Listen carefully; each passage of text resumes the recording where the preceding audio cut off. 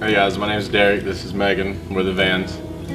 Today, just want to talk to you guys a little bit about our story and how this whole thing came about, I guess. We started dating in high school. I was a sophomore, she was a junior. We did your typical, I guess, dating high school stuff. We went to 2 proms together. And then I guess as time went on, and as most high school relationships do, we kind of split apart and went our separate ways towards the end. Yeah, and after I graduated, I ended up getting into another relationship, and at 18 years old, I wound up getting pregnant, and at 19, I became a mom. And then whenever my son was around 10 or 11 months old, I ended up running back into Derrick. I was at the time working with the sheriff's department. I was a deputy there. Things were going pretty good. They weren't completely where I wanted to be, but I was on a good path and a worldly aspect, I guess you could say, and money was well off, and like I said, just the job and career mode was going well. We hit it off real well again. I was happy to be there for Griffin and Megan at the time, and help take care of them. But at the time, it was also more of just a relationship thing. I knew it wasn't my duty or my job to completely, be there as a father figure and take care of Griffin, hand and foot, nor Megan. We hadn't made that type of commitment to each other, so It was very casual. yeah, things hadn't completely gotten real, and then they did shortly thereafterwards. Yeah, so in April of 2008, I guess we found out that I was pregnant again. And my initial feelings were obviously very mixed feelings, nothing good. I was very angry, embarrassed. What should I do? Should I hide this? Should I, even though, growing up in church and having a great upbringing, the thought of having an abortion still crossed my mind. And I knew that I just needed to go tell somebody, and so I immediately called Derrick and I told him what was going on and what happened, and he handled it a lot better than I did, most definitely. He was, just, this is all, obviously I'm there, we'll take care of her or take care of baby, and I was pretty hysterical. I was not too happy. Yeah, I'd say when she initially told me, I was pretty numb. It wasn't really happy or a bad feeling or sad feeling. It was just kind of like, okay, I was actually trying to figure out what to do now. First time experiencing anything like that, it was kind of one of those things where you don't have the answer right there in front of you, and I didn't meet my real father until I was 18, and he died some years afterwards, so I didn't have kind of the blueprint or whatever you might want to call it to a family, or how to be a father, how to be a husband, any of that good stuff. But so yeah, I was pretty numb and kind of a downward spiral from there after I realized that a lot of the things that I wanted in life probably weren't going to be up front and within reach at the time. Yeah. So on February 3rd, 2009, we had Lainey, and that was kind of the start of, well, not really the start, but I still had to deal with 9 months of a very emotional, lovely woman. But it was the start of realizing that, I had real responsibility now, and that was also kind of the start of a downward spiral. When all this happened, I took on, of course, Megan and what would soon be a newborn, but also her son at the time, Griffin. So I went from pretty much being a single guy, going out, doing what I wanted to Immediate family. yeah, lockdown, I guess you could say. But it kind of sent me into a downward spiral, like I said, a depression, and often bad enough to the point to where to get my head away from it, I reached out to alcohol, drugs, whatever it may be. Often did it as much as I could, or as much as I thought I should, to be a husband and a good father, but still live my own life and continue to go out to the bars and hang out with the wrong people, because I still wanted that Derrick life and that worldly way. Yeah, and I was, of course, very bitter and angry and lonely, and I mean, every emotion you can kind of think of, and I blamed him instead of taking the responsibility of, what I did too. I put all the blame on him for, I guess, not being there. He wasn't, the picture I had in mind. He was supposed to just immediately be accepting, and and he wasn't, and I was very angry. We both really, I think, came into this with expectations of each other, and still our separate visions of what we wanted our lives to be, instead of kind of taking into account that there's two other lives at stake here that are completely what need to be our number one goal. Yeah, we cared a lot more about what other people thought too. So we definitely tried to paint a pretty picture for everybody else, but behind closed doors, it was pretty bad for a long time. And I'd say, you really tried to get involved in church periodically, and I wasn't ready yet. So he would actually be the one to go to church, and I would stay home, and we struggled with that too. Even in church, I was still, my main goal when I first went back to church was more to kind of get the naysayers and the people that were telling me I need to straighten up and saying this and that. It was more so not even for the right reasons, even though I was very involved at the time.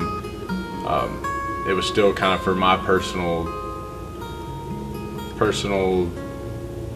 good, I guess. It was to kind of take some of the guilt off of myself. Exactly. Yeah. It was kind of take some of the guilt off myself, and even trick myself into believing that I was a great person and that I was doing everything I needed to. But there was still a lot of things going on as far as me trying to get out of my head that the things that we had planned just weren't, or honestly the things that I had planned, I made it more so about myself, just weren't gonna be what happened at the time. Mm-hmm. Going into this, I had a lot of personal goals, and that's where a lot of the struggle came from once Megan was pregnant, and many of them being physical fitness, training. I wanted to do anything that could help kids with obesity, people with obesity, whatever it may be. I struggled with weight as a kid growing up, so it was always a way that I wanted to give back, a way that I wanted to be a reminder that not every trainer is the guy who's been skinny all his life or been in great shape all his life. But obviously everything was based on what I wanted to do in life, though, and it just wasn't going to be feasible at the time. I felt like my dreams were literally crushed. I felt like everything was gone. And I guess in a way I blamed myself always as well, but I selfishly blamed Megan and the kids, and I felt like with me having to be 100% dedicated to them, that there was just no way that I was going to be able to fulfill any types of those goals. And like I said, it left me crushed, and that's where I kind of, the alcohol and the drugs came into play. Like I said earlier, it was just a constant, it was a way for me to get my head and my mind away from it and off of it. Mm-hmm. Well, and that didn't really help much either, because I put all my hopes and dreams into him. Just being who I thought, envisioned that he was, supposed to be, and whenever he was happy, I was happy. Whenever he was sad, I was sad, and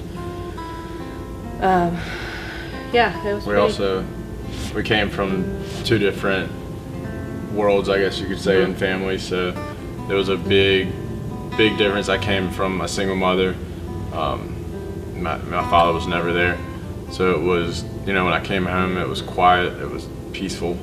And then she comes from a much larger family, loud, and it was a lot of adjusting for all of us. And I think that was also another reason I kind of distanced myself at times, just the turmoil and the noise, and there was just a lot of things I wasn't used to and not used to. You know, when it was just me and my mom, I wasn't used to having someone rely on me. So if I came and went when I wanted to, it wasn't a big deal. Yeah. Our marriage from that point on really had just gotten, I mean, it was in shambles. I had put all my faith and my beliefs and my wants, I mean, everything a part of me was devoted to my goals and what I wanted to do and what I thought I was going to be able to do. And once it wasn't there, I mean, it just left us to a point to where, like I said, I often blamed all of us, I guess you could say, for it, and it just got really rocky. Yeah. And I mean, I put all my hope in him. So, I mean, of course, things weren't good. It was a marriage in shambles, basically. Yeah, it's bad.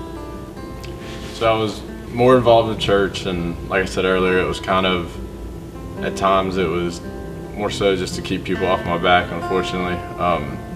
I was getting more and more involved and starting to be more active in a way, just myself, not just with the church, but with prayer and scripture and things like that. And I was actually privileged to talk to a kid at one of the Easter cantatas or Christmas or something like that. But and he was questioning, faith and just, Christ and being saved and things like that. And I kind of talked to him and led him through it.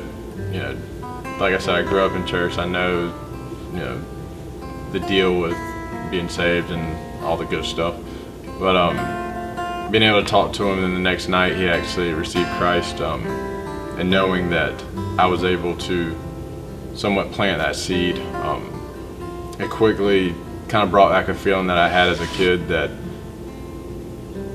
kind of led me to realize that my purpose here was not just to be a great trainer or to help people with their weight loss or getting in shape or with sports, but it really helped me to realize that we're here for a completely different reason, and that was to lead people to Christ. Exactly what happened.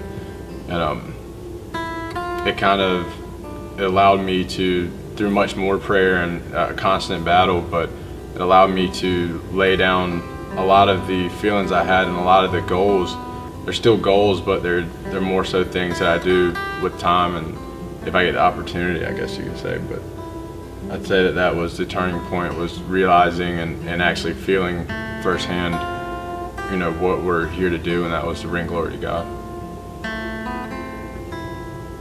I guess just mainly seeing you go through what you went through and seeing that change and seeing how God changed you, and it really helped me. I think I was not as angry, so it opened up a lot of communication between the two of us. Yeah, that was huge. You understood where I was coming from with a lot of things. And I didn't feel as alone as I did too. And I quit putting all of my hope and everything into you, and I finally started turning to God, and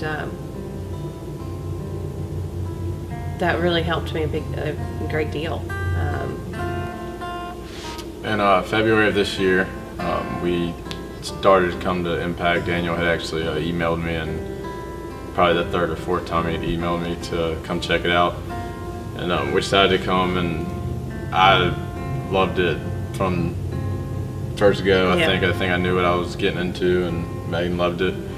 And I'd say that was, we'd already kind of started the healing process, but being here has helped tremendously. I mean, it's a huge family. I've never felt unwelcome. I've always felt like I was a part of the group, or however you'd say it. Just, you can feel God in this place without a doubt, and you can tell that there's a lot of movement, and it really made me feel almost like a kid again, like just having fun and just, God being the center of everything. You can tell here. And there's no doubt that it's been a huge part in our healing. Yeah, it really has. So now, of course, we are still working on our marriage. We're by no means perfect, but we're definitely in a much better place than we were a year ago. Day by day, we continue to grow closer with our marriage, and it's all through Jesus Christ. I mean, that's putting our faith in Him and not in each other, and fully relying on God for all of our needs has definitely helped, most definitely.